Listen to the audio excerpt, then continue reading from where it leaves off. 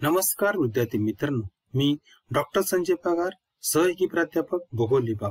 विद्यार्थी मित्रांनो, मराठा विद्या प्रसारक समाजाचे कॅरेक्टर आर्ट्स, बीएच कॉमर्स आणि M science popularly known as KTHM college Nashik यातर्फे मी आपल्या सर्वांचं या ऑनलाईन लेक्चर सिरीज मध्ये सहर्ष स्वागत करतो. विद्यार्थी मित्रांनो, आज आपण SOBA या वर्गाचा जो पेपर विषय आहे तो म्हणजे जिओ इन्फॉर्मॅटिक यातील प्रकरण क्रमांक 3 यावर सविस्तर चर्चा करू.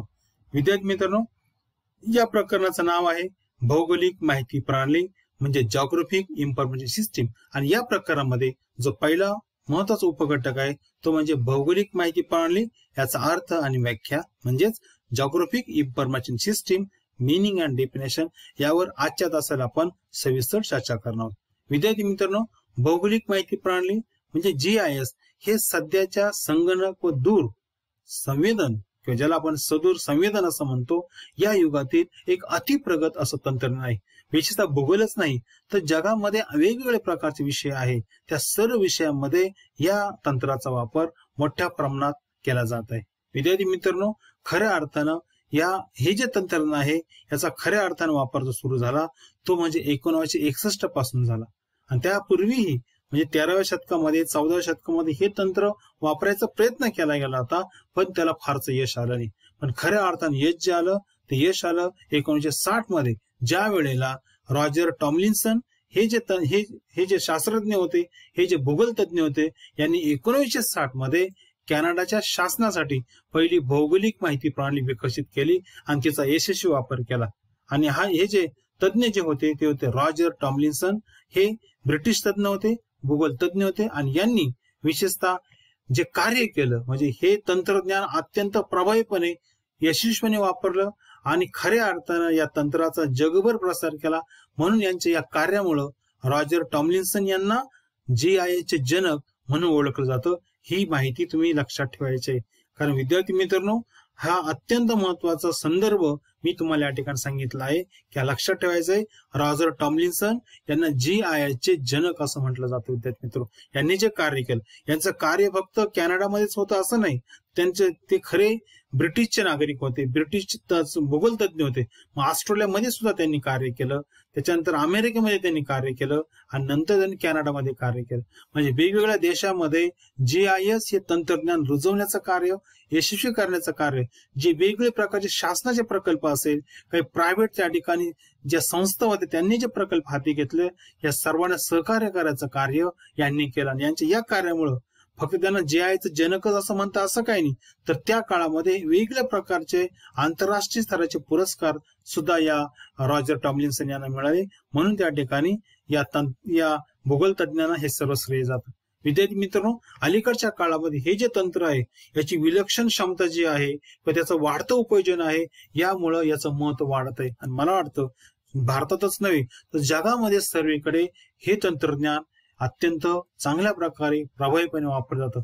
भारतामध्ये याचा वापर प्रामुख्याने 1980 या वर्षापासून झाला. आणि आपल्याला माहिती आहे अलीकडच्या काळामध्ये पर्यावरण असेल, नगर नियोजन असेल, आपत्ती व्यवस्थापन असेल, भूमी उपयोजन असेल किंवा मग जंगल व्यवस्थापन असेल, वेगवेगळ्या प्रकारे या तंत्राचा वापर करून भूगोलाप्रमाणेच इतर वेगळ्या विषयामध्ये याचा वापर अत्यंत प्रभावीपणे केला जात आहे, हे या ठिकाणी लक्षात आहे. आणि विशेषतः मी सांगतो तुम्हाला विद्यार्थी मित्रांनो, 1960 ते 70 हे जे दशक आहे, या दशकापासून GIS चा वापर प्रगत देश असेल, विकसनशील देश असेल किंवा अलीकडच्या काळामध्ये अविकसित देशामध्ये सुद्धा या तंत्राचा वापर शासकीय स्तरावर केला जात आहे.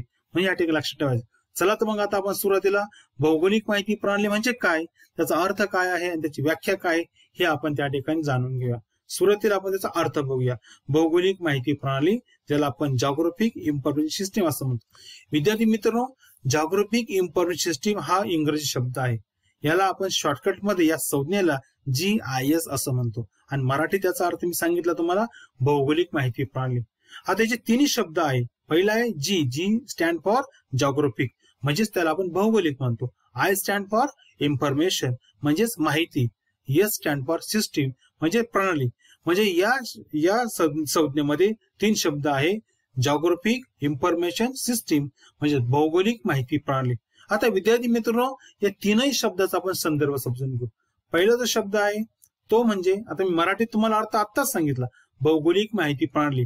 आता मी सांगतोय तुम्हाला हे जे 3 शब्द आहेत, तिन्ही शब्दाचा एक सविस्तर अर्थ सांगतोय. पहिला आहे जॉग्राफिक. जॉग्राफिक म्हणजेच काय? भौगोलिक. भौगोलिकाचा अर्थ काय विद्यार्थी मित्रांनो? अभिक्षेत्रीय. म्हणजे एखाद्या क्षेत्राशी, एखाद्या ठिकाण असेल त्या ठिकाणाशी संबंधित असलेली त्या ठिकाणी माहिती. विशेषतः या ठिकाणी ठिकाण म्हटलं म्हणजे काय आलं त्या ठिकाणी? त्याचा अक्षांश काय आहे, रेखांश काय आहे, त्याचं भौगोलिक ठिकाण. म्हणजे आपण ज्या स्थळाबद्दल अभ्यास करतो आहोत, ज्या ठिकाणाबद्दल अभ्यास करतो आहोत, त्याचा भौगोलिक संदर्भ या ठिकाणी जॉग्राफिक हा शब्द दर्शवतो. म्हणजे त्या ठिकाणाचं अक्षांश स्थान, रेखांश स्थान किंवा उंची असेल. समजा आपण नाशिक घेतलं किंवा आपलं महाविद्यालय घेतलं, पुणे घेतलं, मुंबई घेतलं किंवा त्या ठिकाणी महाराष्ट्र राज्य घेतलं, त्यावेळेला त्याचं भौगोलिक स्थान या ठिकाणी दर्शवतो. पहिला शब्द काय दर्शवतो? त्याची भौगोलिक माहिती किंवा अभिक्षेत्रीय स्थान त्याचं दर्शवतं, हे लक्षात ठेवायचं. दुसरा शब्द आहे इन्फॉर्मेशन, म्हणजेच माहिती.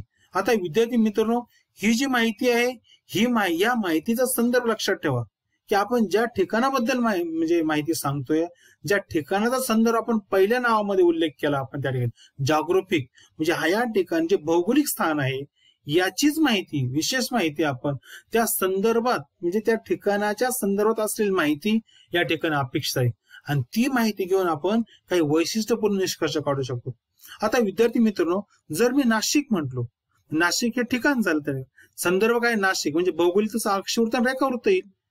मग याची माहिती ज्या वेळेला मी सांगेल तेव्हा मग नाशिक शहराची किंवा नाशिक जिल्हा असेल, शहर असेल, आपण शहर धरूया त्या ठिकाणी. शहराचं क्षेत्र किती आहे, शहराची लोकसंख्या किती आहे, त्याच्यामध्ये स्त्री किती, पुरुष किती आहेत, साक्षरता किती आहेत, लोकसंख्येची घनता किती आहेत. म्हणजे अशा प्रकारे आपण नाशिक ज्या वेळेला म्हणू त्यावेळेला त्याच्या संदर्भामधली माहिती, इन्फॉर्मेशन, आणि त्याच्यावरून आपण अभ्यास करून निष्कर्ष काढू शकतो. आणि तिसरं महत्वाचं घटक आहे याच्यामध्ये सिस्टीम, म्हणजे प्रणाली. प्रणालीचा सविस्तर अर्थ काय आहे? एखाद्या यंत्रणेचा असा भाग की ज्यामध्ये अनेक घटक एकत्रित काम करत असतात, अनेक गोष्टींचा तो एक संच असतो, एक सेट असतो, आणि त्या संचामध्ये असलेल्या घटकांचं एकत्रित कार्य याच्यामध्ये चालतं. म्हणून प्रणाली म्हणजे सिस्टीम आहे, हा व्यापक शब्द आहे. त्याच्यामध्ये एक शब्द नाही, अनेक प्रकारचे त्या ठिकाणी उपघटक एकत्रित कार्य करतात आणि त्याचं कार्य चालत असतं. आता या ठिकाणी आपण संगणक घेतलं. आता ज्या वेळेला आपण जीआयएस मध्ये आपण नकाशा तयार करत असतो, बऱ्याच वेळेला अनालिसिस करत असतो, ग्राफ तयार करत असतो, अनेक प्रकारचे कार्य करत असतो. हे करण्यासाठी आपल्याला संगणक असेल, प्रिंटर असेल, स्कॅनर असेल, सॉफ्टवेअर असेल, या सर्वांचा हार्डवेअर असेल, या सर्वांचा वापर आपण एकत्रित करतो. किंवा कॅमेरा सुद्धा असेल, म्हणजे या सर्वांचा सेन्सर असेल, या सर्वांचा वापर करतो. म्हणजे हा संच आहे त्या ठिकाणी. संगणक आणि संगणकाशी संबंधित असलेले सॉफ्टवेअर, हार्डवेअर, या सर्वांचा संच आहे. या सर्वांचा वापर करून आपण भौगोलिक माहिती प्रणाली हे तंत्र आपण वापरतो. म्हणून तिसरं जे सिस्टीम आहे, सिस्टीम म्हणजे ती यंत्रणा जी आहे, भौगोलिक माहिती प्रणाली ही जी यंत्रणा आहे, या यंत्रणेमध्ये जे जे घटक आहे सर्व घटकांचा एक संच, एक सेट म्हणजे प्रणाली त्या ठिकाणी. आणि म्हणून त्या ठिकाणी भौगोलिक माहिती प्रणाली. हा त्याचा आणखी आपण जर व्याख्या बघेल म्हणजे याचाच आपण आणखी सविस्तर अर्थ सांगू शकतो.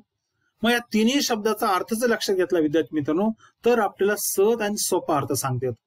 पृथ्वीचे स्थान व क्षेत्रासंबंधी किंवा क्षेत्राविषयी माहिती तयार करून ती वापरण्याच्या प्रणालीला भौगोलिक माहिती प्रणाली असं म्हणतात.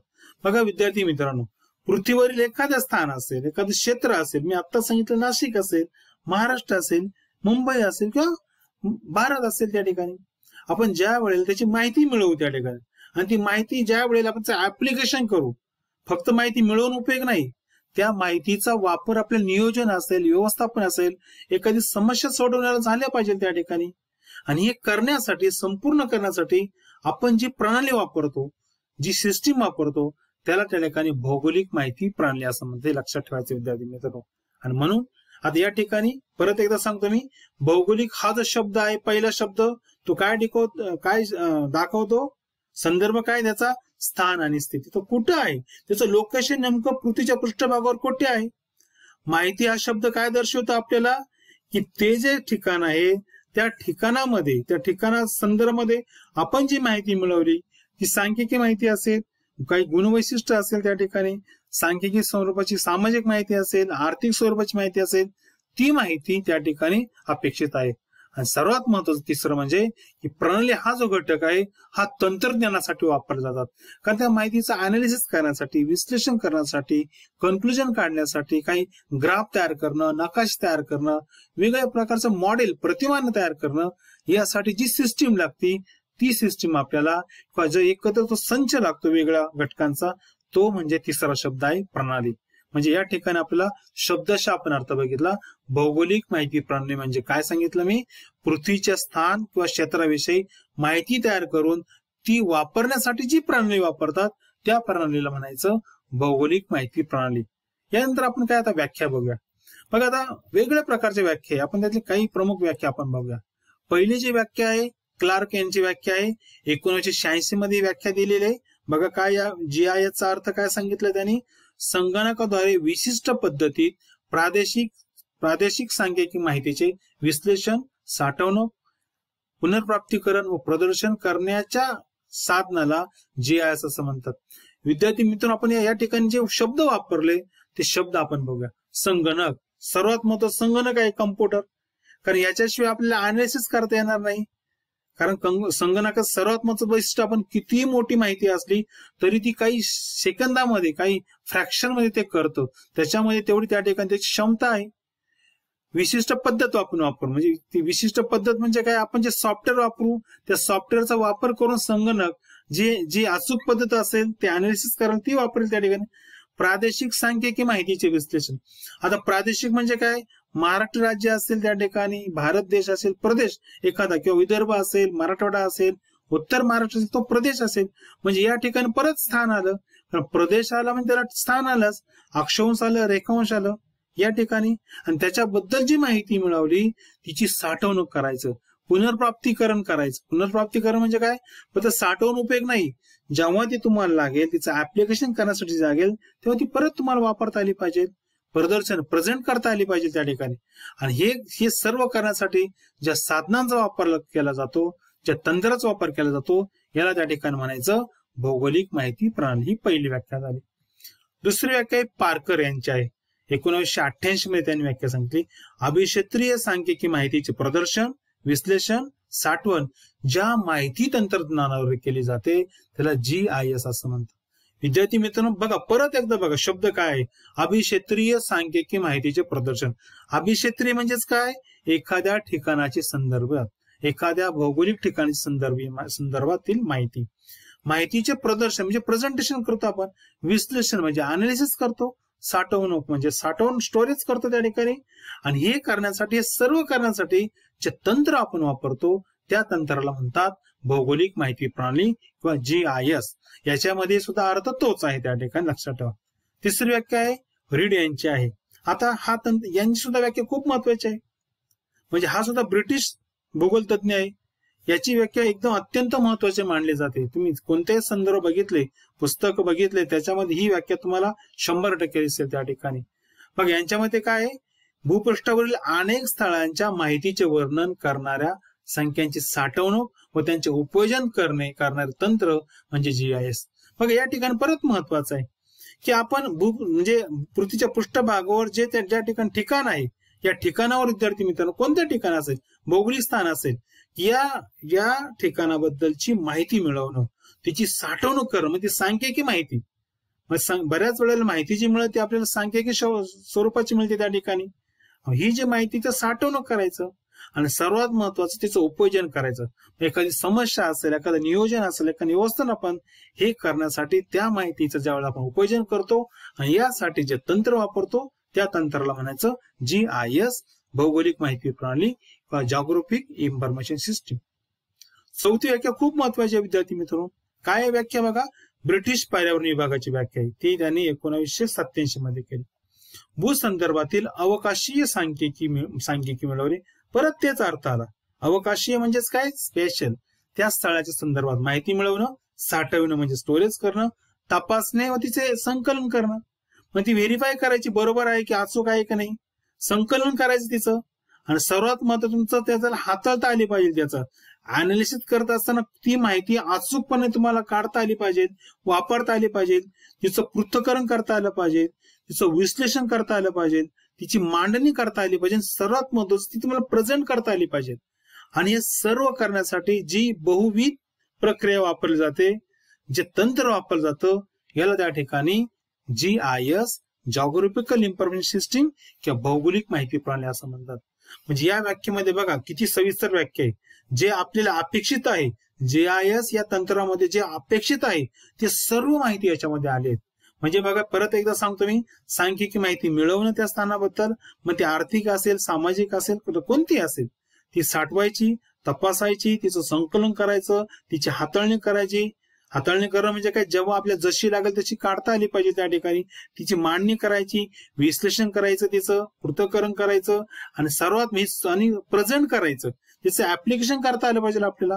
आणि हे सर्व करण्यासाठी आपण जी प्रक्रिया वापरतो, जे तंत्र वापरतो, त्याला त्या ठिकाणी GIS असं म्हणतात. ही झाली चौथी व्याख्या. आणखी एक व्याख्या आपण बघूया, सोपी व्याख्या आहे त्या ठिकाणी.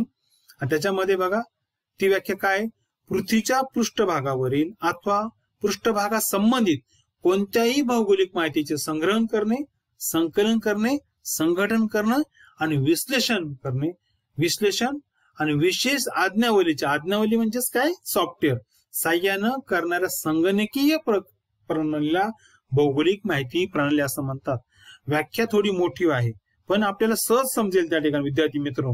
या ठिकाणी बघा काय आहे, परत एकदा सांगतो, पृथ्वीच्या पृष्ठभागावरील अथवा पृष्ठभागा संबंधित कोणत्याही भौगोलिक माहितीचे संग्रहण, संकलन, संघटन आणि विश्लेषण करणं. यासाठी काय वापरायचं, विशेष आज्ञावली म्हणजेच काय, सॉफ्टवेअर. आणि याच्या मदतीने संगणकावर आपण जी प्रक्रिया करतो, संगणकामध्ये जी प्रणाली वापरली जाते, याला त्या ठिकाणी भौगोलिक माहिती प्रणाली असं. संगणक म्हणजे एकटा नाहीये त्या ठिकाणी, त्या संगणकामध्ये अनेक गोष्टी असेल. त्याच्यामध्ये मी आत्ताच सांगितलं, प्रिंटर असेल, स्कॅनर असेल, किंवा अजून त्या ठिकाणी सेन्सर असेल, एखादा कॅमेरा असेल, सॉफ्टवेअर असेल, हार्डवेअर असेल, हे सर्व आलं त्याच्यामध्ये. या सर्व संगणक आणि त्या संदर्भात जी पार्ट, जे वेगवेगळे हार्डवेअर आहे, याची प्रणाली आहे. या सर्वांचा वापर करून आपण ती ज्या स्थळाबद्दल, त्या ठिकाणाबद्दल जी माहिती आहे, तिचं आपण अनालिसिस करत असतो, विश्लेषण करत असतो. आणि विशेष म्हणजे त्याचं ऍप्लिकेशन करतो. ज्या समस्या सोडवायची असेल, एखादी पर्यावरणाची असेल, नगर नियोजन असेल, आपत्ती व्यवस्थापन असेल, किंवा कोणते असेल, त्याचे ऍप्लिकेशन ज्या वेळेस करतो आपण, त्या माहितीचं ऍप्लिकेशन त्या प्रदेशाची समस्या सोडवण्यासाठी ज्या वेळेला करतो, आणि त्यासाठी जे तंत्र वापरतो, जी पद्धत वापरतो, जी प्रणाली वापरतो, त्याला त्या ठिकाणी भौगोलिक माहिती प्रणाली असं म्हणतात. मला वाटतं तुमच्या सहज लक्षात आले असेल. आता बघा या ठिकाणी एक नकाशा दिलेला आहे. या नकाशामध्ये काय केलंय, याचाच वापर केलाय, भौगोलिक माहिती प्रणालीचाच वापर केलाय. की नाशिक जिल्ह्याचा हा नकाशा आहे. याच्यामध्ये जे 15 जे तालुके आहेत, या 15 तालुक्यामध्ये जे ब आणि क श्रेणीचे जे पर्यटन स्थळ आहे ते दाखवलं आहे. म्हणजे सटाणा, या सटाणामधला स्तंभ दाखवता, बार दाखवतोय त्या ठिकाणी, म्हणजे लाल रंगाचा आहे C ग्रेड आहे, आणि जे हिरव्या रंग आहे त्या ठिकाणी B ग्रेडचा आहे. म्हणजे अशा प्रकारे बघा की या प्रत्येक तालुक्यामध्ये तुम्हाला हे स्तंभ दिसतात.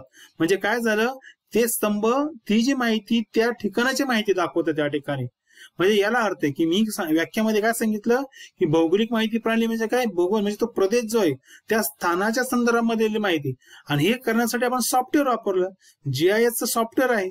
संगणक वापरला आपण त्या ठिकाणी, प्रिंट करण्यासाठी प्रिंटर वापरला. म्हणजे सर्व अनालिसिस हे सर्व करण्यासाठी हे नकाश तयार झाले, स्तंभ तयार झाले, हे जे आकडेवारी आपण त्याला नाव दिलं, त्या ठिकाणी स्केल दिलं, हे कलर दिलं, सूची दिली, इंडेक्स दिली. या सर्वासाठी आपण एकच शब्द, एकच घटक नाही वापरला. आपण वेगवेगळ्या प्रकारचे टूल्स वापरले, वेगवेगळ्या प्रकारचे हार्डवेअर वापरले, सॉफ्टवेअर वापरले, आणि सर्वांच्या मदतीने आपण हे आउटपुट आपल्याला मॅप तयार झाला. म्हणून यालाच म्हणतात भौगोलिक माहिती प्रणाली त्या ठिकाणी. आता यानंतर भौगोलिक माहिती प्रणालीचे काही वैशिष्ट्य आहेत ते तुम्हाला मी शेवटी सांगतो, एक सांगतो. पहिलं सर्वात महत्वाचं वैशिष्ट्य काय आहे भौगोलिक माहिती प्रणालीचं, ही एक संगणक प्रणाली आहे. विद्यार्थी मित्रांनो, संगणकाशिवाय तुम्हाला हे अनालिसिस करता येणार नाही. संगणक किंवा त्या ठिकाणी कोणता लॅपटॉप असेल, म्हणजे ज्याच्यामध्ये संगणक प्रणाली आहे, संगणकामध्ये जे आपण करू शकतो ते जर आपण एखाद्या मोबाईलमध्ये जर ते सॉफ्टवेअर ऍप्लिकेशन असेल, तुमच्या लॅपटॉपमध्ये असेल, तेही चालेल. It is a part of computer. म्हणून त्या ठिकाणी पहिलं वैशिष्ट्य काय आहे, भौगोलिक माहिती प्रणाली हे काय आहे, संगणक प्रणाली आहे त्या ठिकाणी, हे लक्षात ठेवा. दुसरं महत्वाचं की ही अशी प्रणाली आहे की त्याच्यामध्ये विस्तृत किती सांख्यिकी साठा तुम्ही करू शकतात, आणि त्याचे तुम्हाला अनालिसिस जे आहे अत्यंत जलद गतीने करू शकतात. म्हणजे तुम्ही बटन टच केलं क्लिक माऊसची, तरी ते अनालिसिस करून टाकतं त्या ठिकाणी.